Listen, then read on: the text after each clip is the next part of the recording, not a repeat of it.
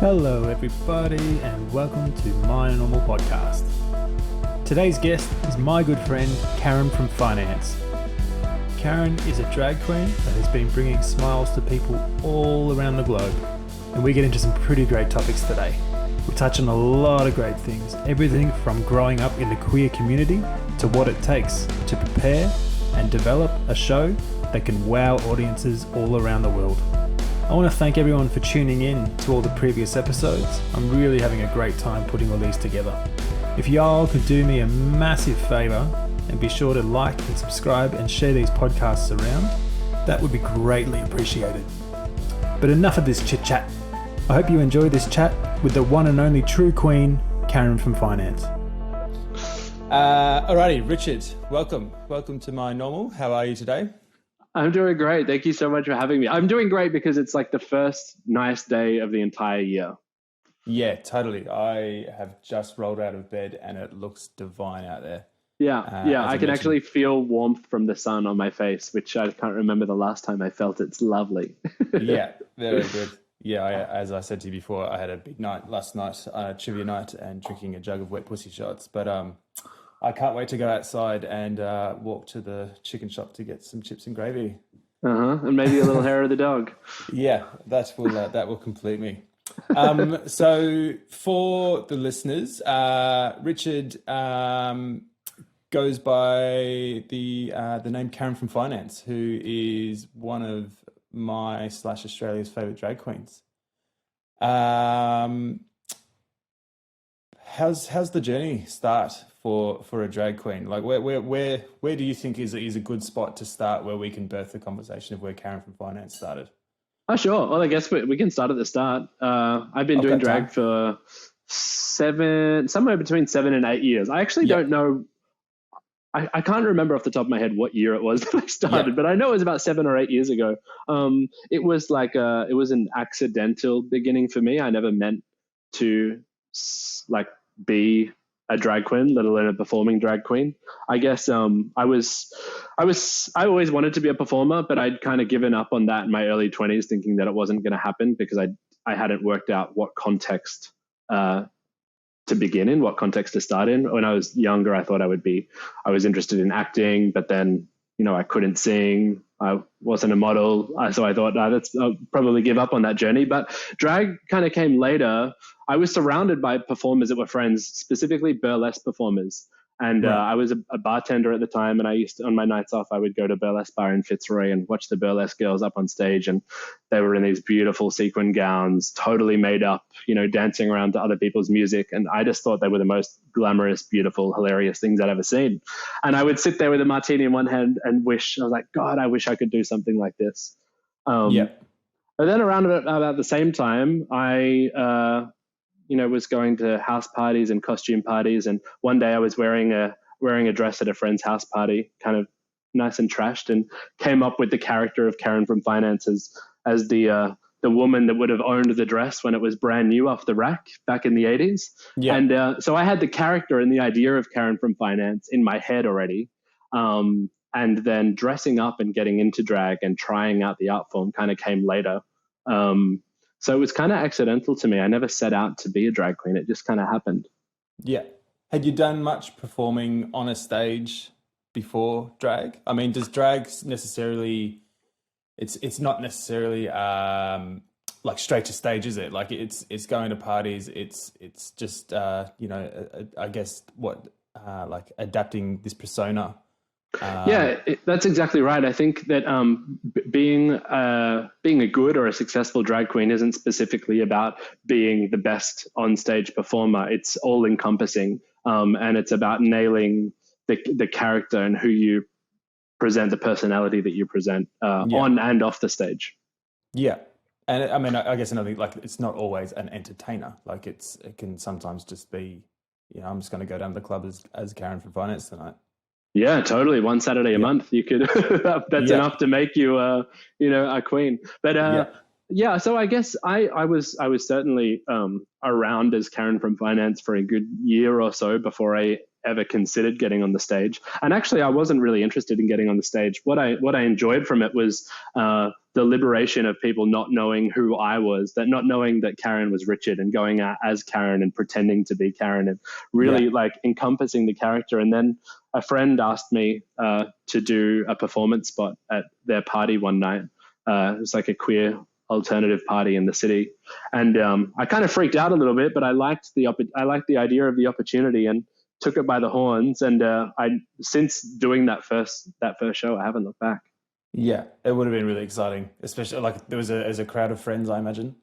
It was all friends, and it was that kind of, of being friends. It's the most supportive crowd. I could have gotten up on, and wet myself on stage, and they still would have clapped and cheered and said I was fabulous. But it was really, I mean, it's just, you would know from, playing in bands, getting up on stage in front of your friends and doing something that you love. There's no better feeling. Yeah, absolutely. Did you dive into music at all? Is there any playing or anything like that? Do you play an instrument? Yeah, well, I dove into it. I tried. I play a little bit of guitar. I can, I can get through a whole song. You can needle. And at first I really wanted to play keys when I was younger. I did piano lessons for a few years, but I just could never get past, that bit where I could never get it. Guitar was a little easier for me because it was something that I could, sit in my bedroom, and I didn't have to learn like keys and ranges. I just could get tabs off the internet and play my favorite band songs. So yeah, cool. I got a bit better at guitar, but never great. Good enough to I used to busk a little bit. I used to busk a little bit. Yeah, right. What was like your go-to busking songs? Oh, well, but I mean, because of the time and what I was interested in, I only played like Silverchair and Little Birdie songs. And the good thing about busking when you were like a terrible musician like me is that I say I had 6 songs in my repertoire. By the time I got through 6, no one was sticking around for that whole 6. So I could just play the same songs over and over again. Yeah. What was the first album you purchased? Or what was the first album you were given? Yeah. And then what was the first album you purchased? Well, the first, it was actually an EP. I got Silverchair's Tomorrow when I was 6. That was the first. That was the first CD that I had. But it would have been Silverchair's Neon Ballroom was the first album that I got into. A few years later, and the first album that I purchased, I guess it would have been straight after that. I guess it would have been Diorama. Yeah, yeah. That's a good one. I think mine was I was given Alanis Morissette's Jagged Pill, and then the first one I purchased was Californication. Okay, of course. Yeah. Again, great options. Yeah. I think Jagged Little Pill was a lot of people's first. Totally. Yeah, absolutely. Where did you grow up? I grew up in Melbourne. I grew up in the southeastern suburbs, around like the Hallam, Narre Warren area. I went to school in Dandenong. I went to a private Catholic school in Dandenong. Yeah. I was a fairly good kid. Actually, I was a very good student. I was like a bit of a teacher's pet when I was younger, and the rebellion didn't start till a little later. Yeah. What were you sort of excelling at school? Did you not excel? Like, tell me about your academics. Oh, sure. I was a good student. I was, but I excelled in drama and media. Year 12, I got top marks in both subjects. Again, it was like I always had the dream that I would either be an entertainer or a filmmaker, one of the two. And my backup plan was always, if neither of those succeed, then I would be a bartender and work in nightlife forever. Yeah. Which the year out of school, that's exactly what I was doing. Yeah, right. So Karen from Finance is sort of your full-time job? Yes, Karen from Finance is my full-time job. She's been my full-time job for quite a number of years now. I think it's probably been 3 or 4 years, maybe 3 years that I've been working full-time as Karen. It was a pretty quick and swift change from doing it as a hobby into something that I considered as a career. I'm so privileged to be able to do it. I never ever would have anticipated that this would be a thing. And I think when I started working full time as Karen, it wasn't really the done thing around the world for drag queens to consider doing drag as a full-time job. Not to say that I was one of the first, but I am one of the ones in the era of drag queens first really making drag their full-time living. Yeah. When was it sort of the right time in like your, I guess like your journey to realize that you could probably make the break and do this like professionally and seriously with passion? Yeah, well, the crossover took about 18 months. I was working a full-time job. I was an operations manager. I used to run a couple of bars and clubs, and I really wanted to get into working for myself. I thought that would be opening my own bar. So I was doing drag as a hobby on the side, but I quit my full-time job to study business management, small business management, and to supplement my income, I got a job at both a cafe and a bar. So I was working jobs that weren't so demanding of my time, especially my creative time, so that I could focus on my course at the same time. The course ended up, I did it with a terrible institution. I never finished it. I actually hardly started it.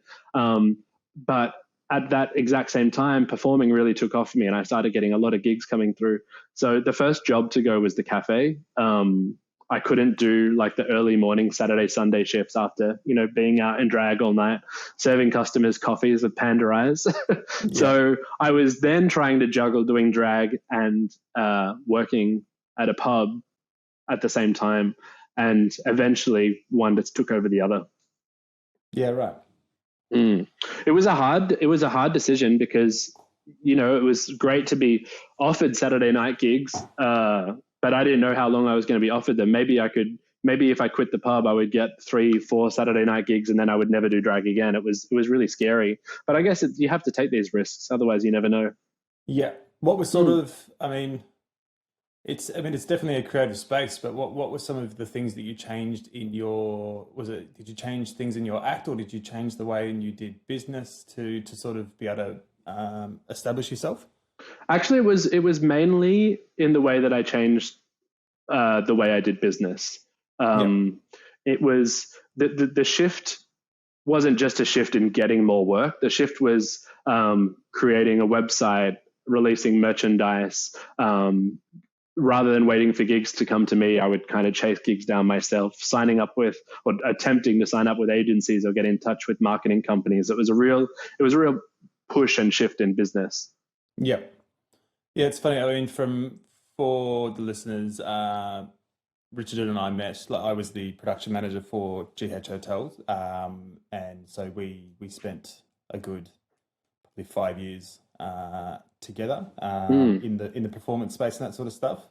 And for anyone wondering what happens in like the ins and outs business wise and how to run a gay bar, it's exactly the same as like running a band and all that sort of stuff. Like it doesn't really matter what's on stage as to how you treat or how you promote or all that sort of stuff. It's definitely got its demographics like anything does.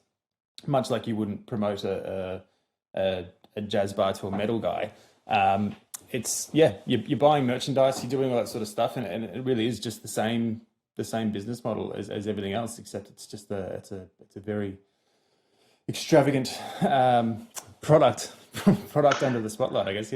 Yeah, you're actually exactly right. That was what when drag started becoming a bit more of a business for me, I started realizing that all of my years working in nightlife and running bars and running events, I realized that I could translate everything that I knew in those businesses into my business as an entertainer. And you're right, it's exactly the same as advertising a DJ spot or a drink special at a bar. You're advertising yourself as an entertainer.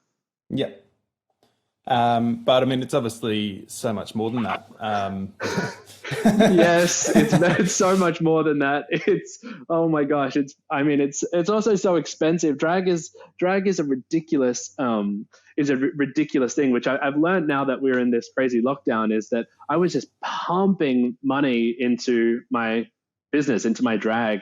And I think I'm probably going to approach it differently moving forward, but I always found that, if I had big gigs one week and then big gigs the next. I could never wear the same thing. I could never have the same number. I could never do the same performance. I was constantly investing money and trying to change and shake things up. And that's just not like, it's not a good way to go about business. It's a really bad business choice to do that. Yeah. Talk me through the processes of developing a brand new number. So let's call it the platform is you have got a headlining 7 shows around Australia, promoted by the wonderful Stephen Craddock. Where do you start? Well, I think the first thing to do is consider the theme or the purpose behind the show. Are we doing a comedy show? Are we doing like a special season show, like a Halloween show or a Christmas show? What's the theme of the event? So that's always point number one. Point number two is what's happening in pop culture at the moment? Are there references in pop culture that I can take from? Is there music that's popular that I can steal from? How do I reference pop culture to be relevant for that specific time and that specific tour? And then at the same time, as looking in pop culture, looking in the news as well, and looking into politics, is there a political reference or a news reference that I can put in there too? And then once you have those, my kind of system is that once I have those 3 things, how do I make it funny? Yeah, right. Yeah, and which is, I mean, it's that kind of system has always worked for me. It's I can pump something stupid out that's relevant to that tour. It might not necessarily work in the long term. Like if I'm creating a performance that's in reference to the political landscape or something that's happening in pop culture, in January, it might not be relevant 6 months down the line. So it might not be a permanent number, but the gems usually the gems are usually found by doing that, and then something really sticks. Yep. And then so where do you go in terms of designing the themes of the costumes and all that sort of stuff? Where do you start? Like, how do you? Yeah, that's a good question. There's start on like a drawing board, and then you go to a seamstress, or like. Yeah, it's kind of like, I mean, I guess most people, and I try and do this, it would be, if I'm creating a new look or a new costume, it would be to relate it to the performance. But more often than not, for me, the costume would actually come first, and I would. Costumes are like how do I describe? Costumes are like when you're a little kid and you know what you want for Christmas and you obsess over it and you can't get past it and it's all you want, and then Christmas comes and you get it and you enjoy it for like a week or two, and then you move on to the next. What do I want next? What do I want next? Yeah. It's real like awful consumerism. But costumes are costume, and I guess is costume the right word? Yeah, costume's the right. Costume's the exact right word, because I mean, it depends on the type of drag you're doing. For me, it's very character based. It's very comedy based. Yeah. So I'm costuming a character. Yeah, for others, I mean, it's not always a dress. No, absolutely not. Karen from finance, for me, it's usually a suit of some kind. Yeah. But yeah, costuming is funny, and it every different performance or every different look kind of comes about for a different reason. Yeah. Now, can you correct me if I'm wrong, but you're essentially like other than what you said of like Karen from finance was born at a party. I remember hearing you spoke to a Karen from finance. You were on the phone to someone in Geelong or something. And you were put on hold, and you were like, "Fuck, who is this chick?" Oh, I know exactly what you're talking about. So that's this is a performance that I made years and years and years ago. It's one of the gems that have stuck that I still do today. It's there was a woman in New Zealand, actually. I think she might have been in Dunedin. Correct me if I'm wrong. A lady in New Zealand called Karen had lent someone $20 and was really angry that they hadn't paid her back. So she called this person whose name was Rachel and left a voice message demanding that she gives her a $20 back. But the voice message was left on the incorrect number. And circumstantially, whoever received the message thought it was so funny and put it on YouTube. Yeah. And it just became this iconic thing around New Zealand. And sure enough, because of the Karen name, I got onto it. And she kind of went viral. So that was me looking at something that was happening in pop culture and being like, oh, this is funny. It's relatable to me. How do I use this in a number? So I mixed it with ABBA's Money, Money, Money and Rihanna's Bitch Better Have My Money. And there you have a wonderful pop culture reference, 2.5-minute spot number for a drag queen. Yeah. I remember you pulling that out in New Zealand. Yes. I can't remember who it was for, whether it be like, I can't remember.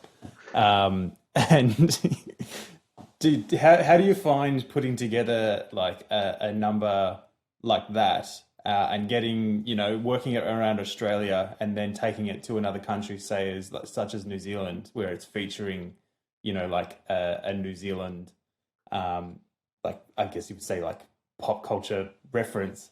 How do you find it translates? So much better. It's so exciting. Where that number, I kind of similarly to how you asked me, actually, I was just reading the other day that someone was talking about that specific performance, and they were under the impression that it was me putting on a voice, like I'd recorded myself, and it was a made up joke. Yeah. Whereas when I take something like that to New Zealand, they know exactly what it is. They get the reference, and so they just find it. I guess they, kind of find it. They understand it more, so they find it funnier. I can something similar to that is the first performance I ever made was a number about getting fired, and I used Julia Gillard's sexism and misogyny speech. Yeah.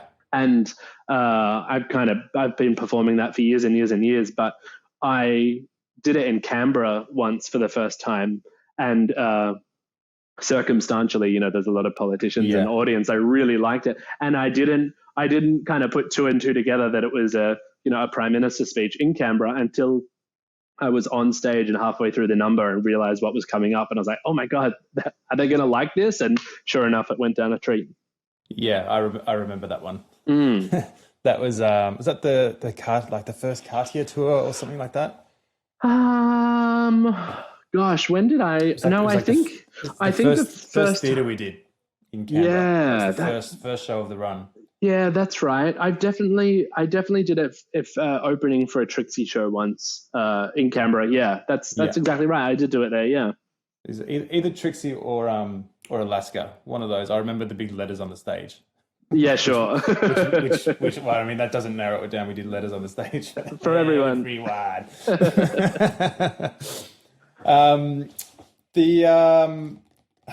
God, there's so many. There was another one you did at the Roundhouse, and you had your keyboard. Yes. I remember that one being a favorite one of mine too. The keyboard act is really stupid. It's so simple. It's not an edited song. It's just quite simply 1,000 Miles by Vanessa Carlton. But I, rather than just, lip syncing the lyrics, I'm playing the keyboard as well. And that number was created because we were doing our first ever show in a Spiegel tent.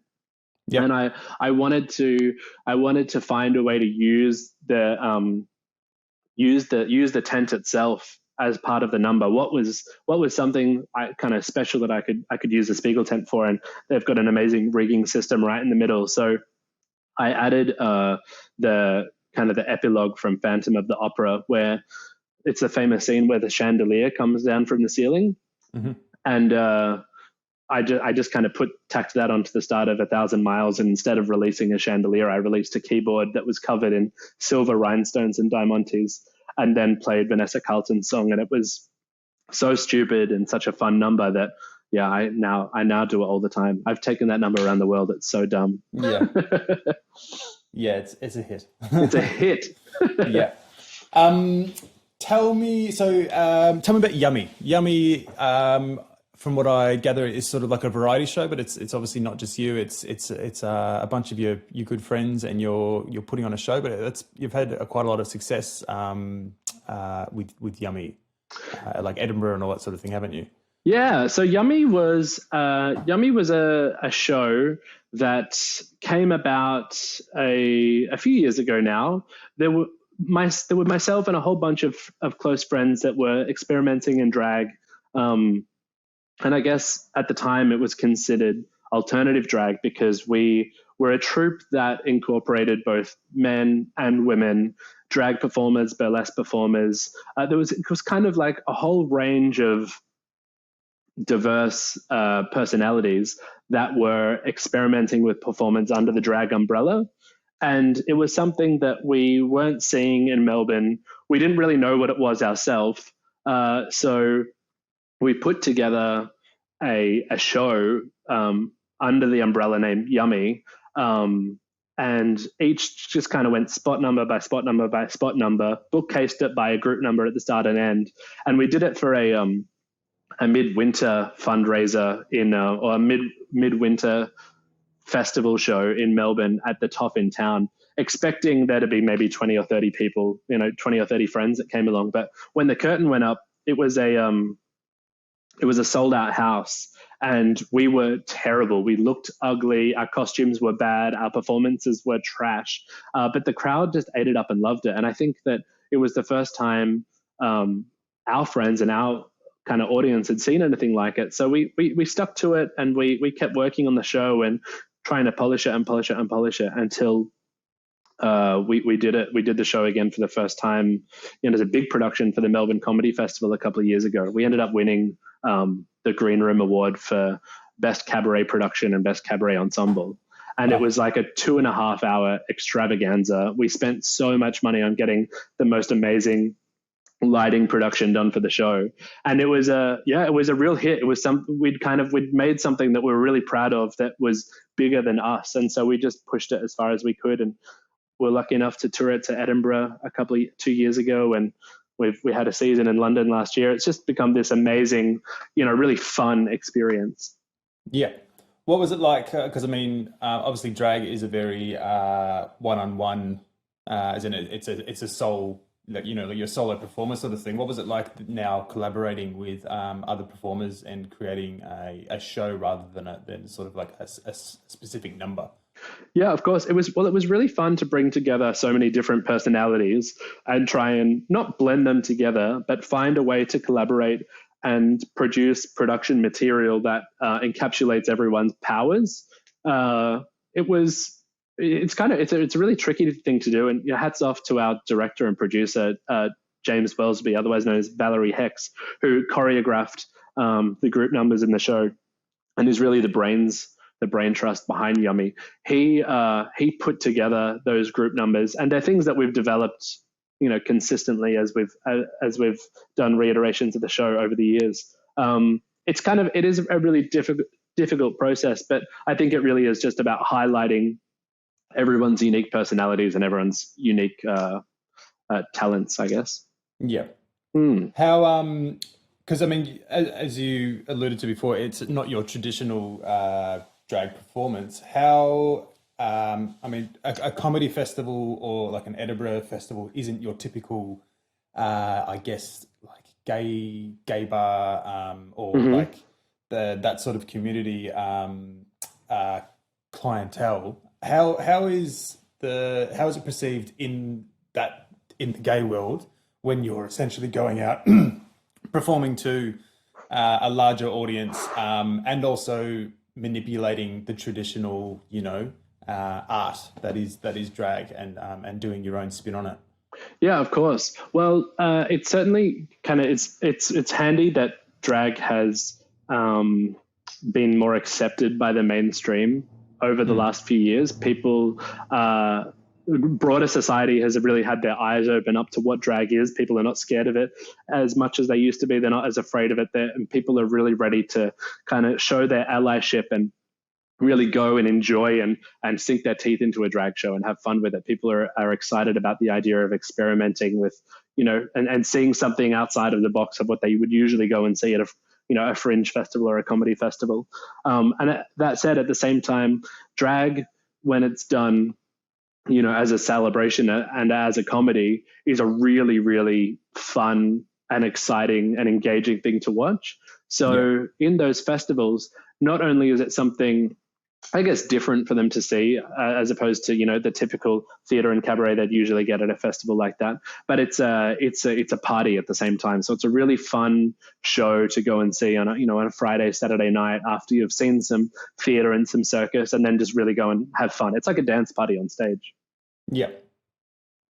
Is there a lot of harsh critics in the drag world? In the drag, yes. Oh my gosh, of course. Well, it's kind of funny that the gays are the harshest critics of them all. It's the ones that you would presume to love drag the most are actually the ones that criticize you the most. Yeah. I guess that comes with passion. I guess it comes with passion. It's like drag is their baby. They want to see it done right.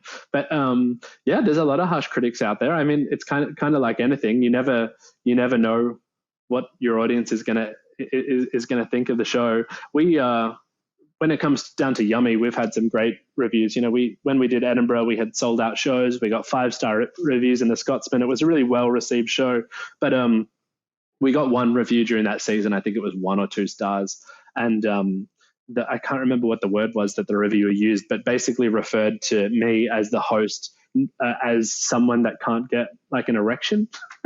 What's that word? I wish I could remember what the word was, but like erectile dysfunction. yeah, and I thought, it was cruel, but in comparison to how the show was being received by everyone else, we just popped that on the chin and moved on. Like, had you forgotten the gaffer, or like? It was so weird. It was his way of saying that I was flat. Right. It was a really stupid thing to be said. So you're going to get harsh critics everywhere. Yeah, totally. And drag isn't for everyone, so whatever. Yeah. I mean, I guess it helps to be surrounded by 5-star reviews and sold out rooms to be able to take that criticism. Yeah, actually, it reminds me. I debuted my first solo show out of office last year, and I presented it at Fringe World in Perth earlier this year in January. And it was received really well. I think I got I won the People's Choice Award by the West Australian, and I won Best Comedy in the first week. So it was a well received show. But then the worst review I got was from Out in Perth, which is the only queer publication to come and review the festival. So, it was like the broader society loved the show, whereas it was the gays that didn't think it was that great. So, right. Go figure. Yeah. Yeah, fascinating. Like it exists everywhere. Like, like the first, one of my bands got reviewed in Rolling Stones once, and you're surrounded by 5-star reviews, and Rolling Stone gave us 1 star, and it was just like, really wanted to put that on the fridge. Fuck. All right, well, there goes that dream. Yeah, cool. Oh well, I made it, Ma. Yeah, it's such a shame. It can be, and you just have to cop it on the chin. It's very easy to let things like that get you down, but you don't do it for reviewers. You do it for your audience, and you do it for yourself. And, if you're having fun and they're having fun, you're doing your job properly. Yeah. Growing up, what age did you come out? I came out when I was 18. 18, yeah. Yeah, I came out when I was 18. It was, I found it pretty tough, but I was received really well. So yeah, it was kind of one of those hurdles that once I got over, I was obviously so much more comfortable with it. But I waited till I was 18 because I was really scared of coming out. It took me a long time to grow the confidence to be able to do that. Yep.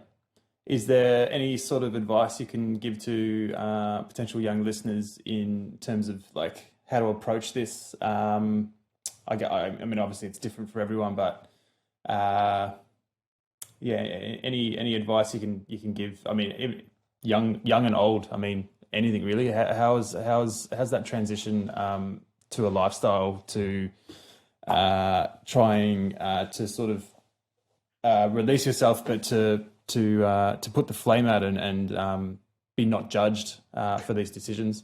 Yeah, it's a great question. Well, I guess the best advice that I've ever thought that I could give or feel like I can give is for people to really take their time and not rush it. You do it when you're ready and when you're comfortable. Never put yourself in a situation where you are not like in control and you don't have the confidence to be yourself. So if you're not ready, you're not ready. But at the same time, if you can find that confidence and find that willingness to, to be your true self, there is a whole, not even a whole community, there's a whole world out there that are willing to accept and celebrate you. So do it. To young or old, do it when you're ready, but like be excited about doing it, because you'll never look back. Yeah, and there is a tremendously huge community out there that will accept you with warm open arms, whether you do it or whether you don't. Yes, and it's I guess it's why it's also so important that places like the GH or that sort of thing that were, full-time gay bars existed. They existed not only as a gay bar for a place of entertainment and employment for a culture of people, but it's a safe space for people to be able to explore their own identity in a safe space, and just compare notes.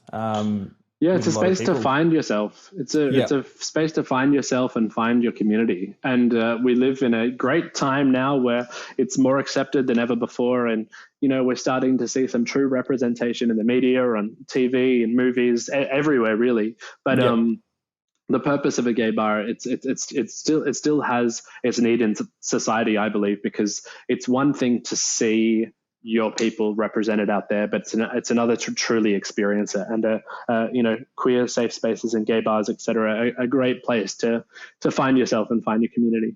Yeah, it's a safe space to celebrate, really. Yeah, exactly. Yeah. My time as a straight male, like I spent 7 years at the GH, and it was always something that it was difficult at times, but ultimately I had to keep reminding myself that I am in their house. So I've got to run at the pace of the business model. I've got to deal with the dramas and all that sort of stuff. I imagine for a young person, like stepping into this community could be really quite daunting. Mm-hmm. I've got a very thick skin, and a lot of people gave me shit for whatever reason, and I've even got a couple, well, one queen in particular who who messages me roughly every 2 to 3 years and calling me a fucking useless cunt. Not naming anyone. She's clearly on her own journny, and that's exactly right. I've obviously had a profound effect on her that escapes me as to why that would be. It's a tough space for a visitor, I guess. It's a tough space, for anyone that's, whether you feel like an outsider or new to the community or new to the space. It can be a tough space, but it can also be. As well as being a tough space, it can be a really welcoming space for everyone that's in there. That's going to have an attitude and be nasty and all of that sort of thing. There's another person that's there to welcome you with open arms.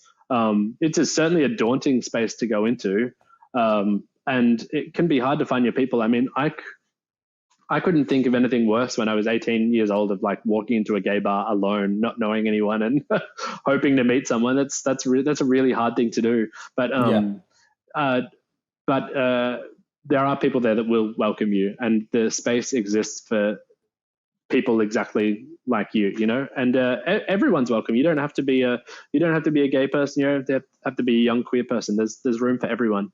Yeah, unless it's the peel.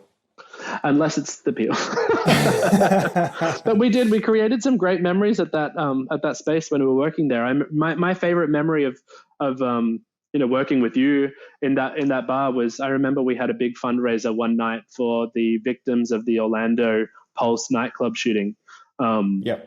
I was overseas when it happened. I wasn't with my people, and I had this incredible urge take over to be with the queer community. And thankfully, the GH had organized that fundraiser, which was on the weekend that I got back.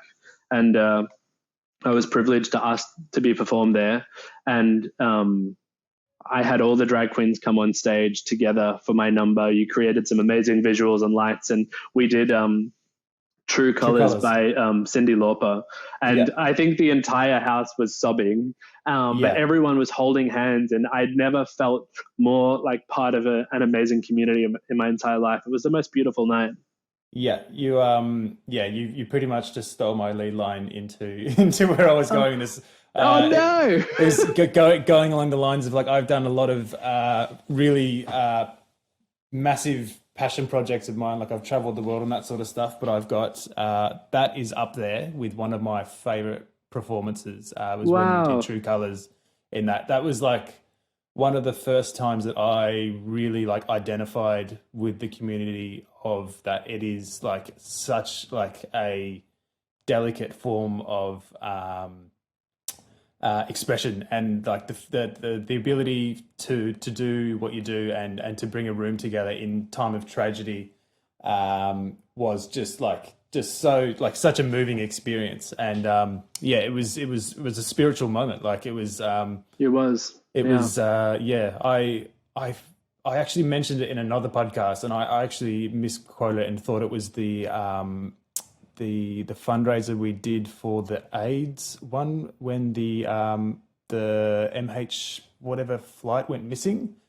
Oh yeah, the M180. Sure, I remember the one, but yeah, it was definitely the Cyndi Lauper moment was definitely for the Orlando, the Pulse nightclub. Yeah. Oh my gosh, it was just such a harrowing time. Yeah, that was absolutely one of my most memorable performances. And when I do think back to my time in both touring around in the gay world and also living in the gay world, in the gay bars and that sort of stuff, I do have mixed emotions about the place. But all I've got to do is really think back to that performance and just realize how powerful and how much I'd learnt through the community. Just for my own self-gain, but also just to observe what's going on around you, and we really are living in a very beautiful space. Yeah, if you look for the beauty, you can see it. Yeah, absolutely. So your last tour, your out of office tour, that was your first, like Karen from Finance is headlining your touring festival. It was my first solo show. Yeah. Yeah.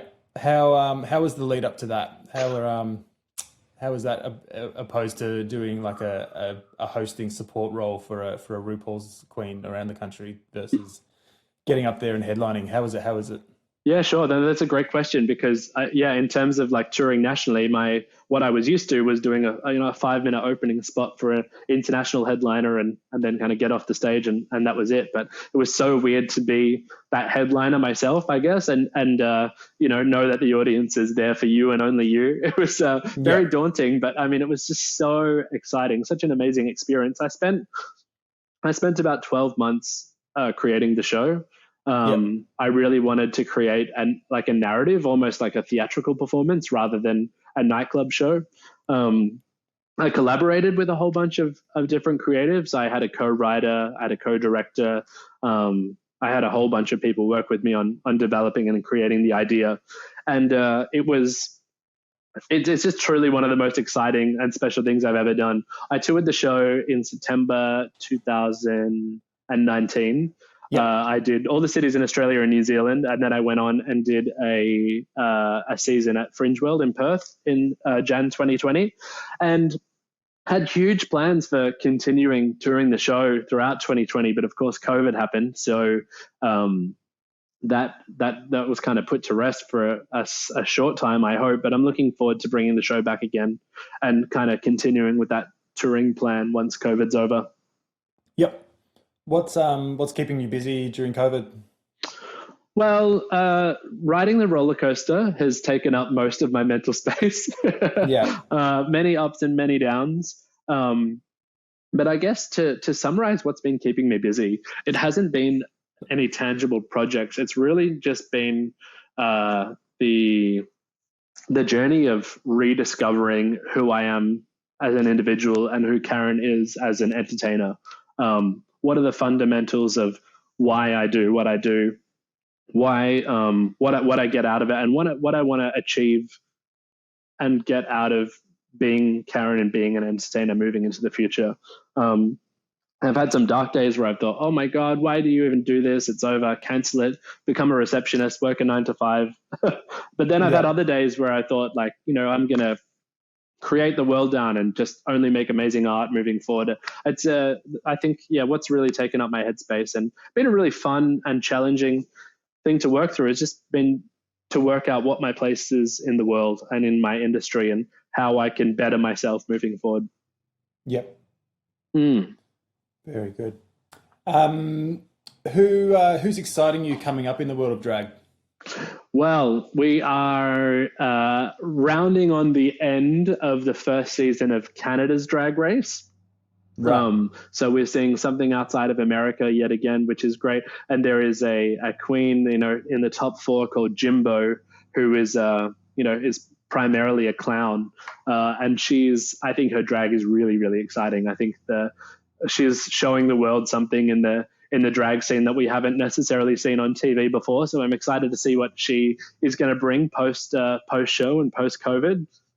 Yep. And then to go back to a more local sense, I'm really excited to see what a lot of Australian performers are about to bring to the world. I think a lot of drag queens in Australia have been going through a similar, set of thoughts as I have in COVID about reevaluating who they are as an entertainer and what they want to bring to the world when this is over.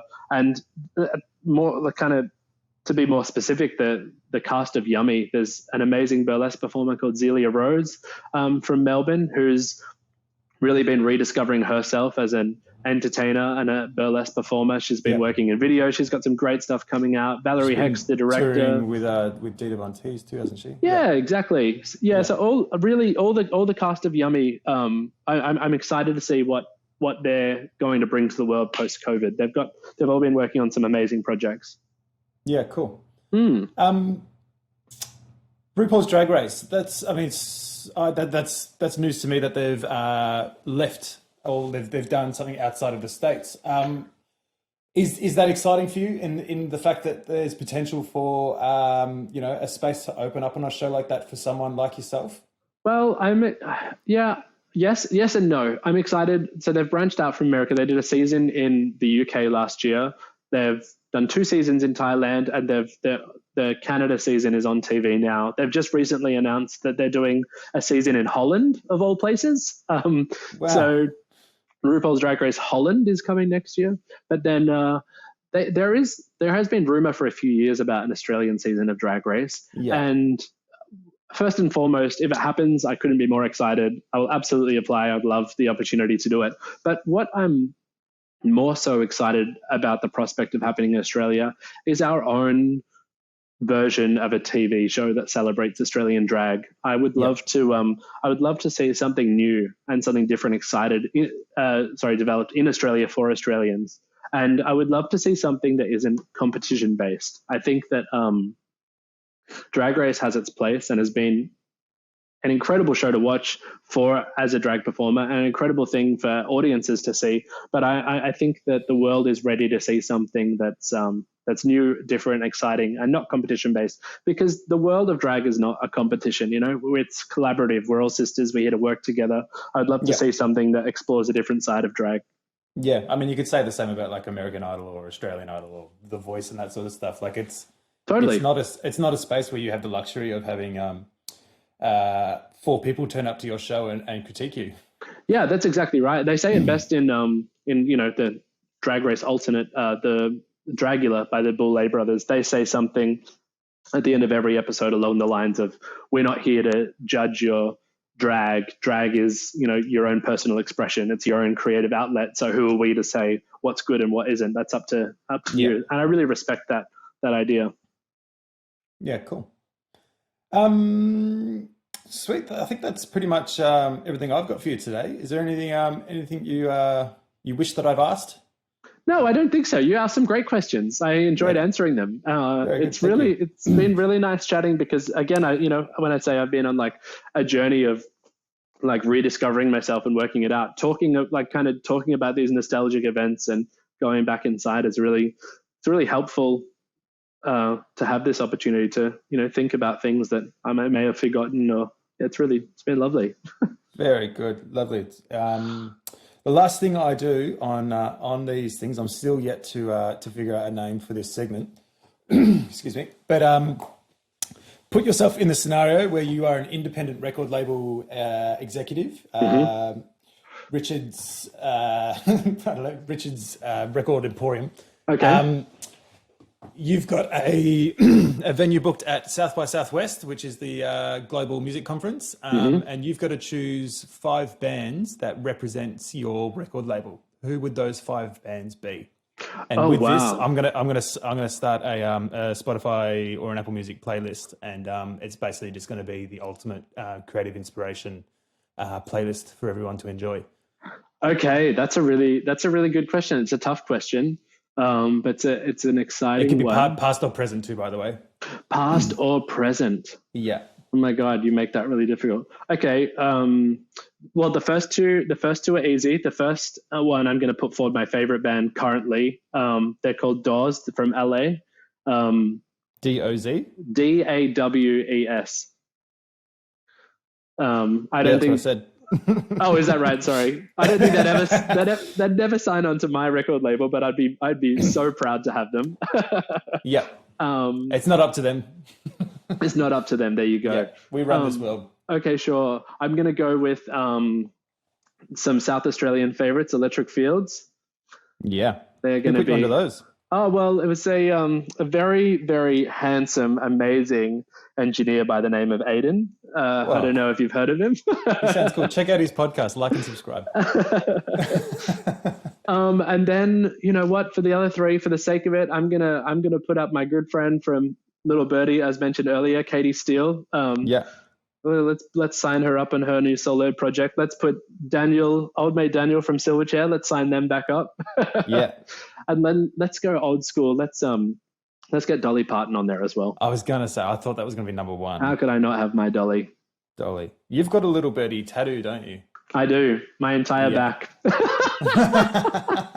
I actually have I have a Neon Ballroom tattoo by Silverchair as well, but it's since been covered up twice, and I regret both cover-ups. I wish it was still visible.